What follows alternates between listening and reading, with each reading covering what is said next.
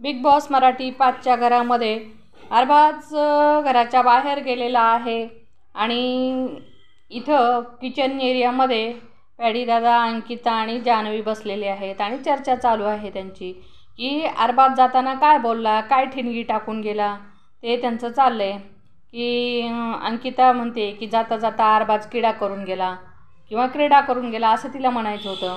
तर अरबाज जाताना काय म्हणतो, जो कोणी जान्हवीसोबत राहील तो घराच्या बाहेर जातो असं म्हणतो. आणि आता इथं अंकिता, जान्हवी, पॅडीदादा चर्चा करतायत. हो खरंच आहे का? जान्हवी म्हणते. जान्हवीचा चेहरा एवढूसाच झालेला आहे आणि जान्हवीबरोबर वैभव होता, तोही बाहेर गेला. आर्या होती, ती बाहेर गेली. संग्राम तोही बाहेर गेला.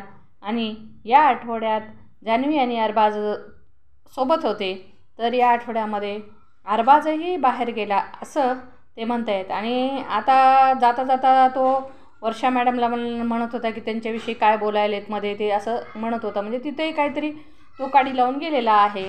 तर अंकिता पण म्हणते की जान्हवीला काय ते वर्षा मॅमचं क्लिअर करून घ्या, त्यांचा गैरसमज दूर करा असं ती अंकिता जान्हवीला सांगते.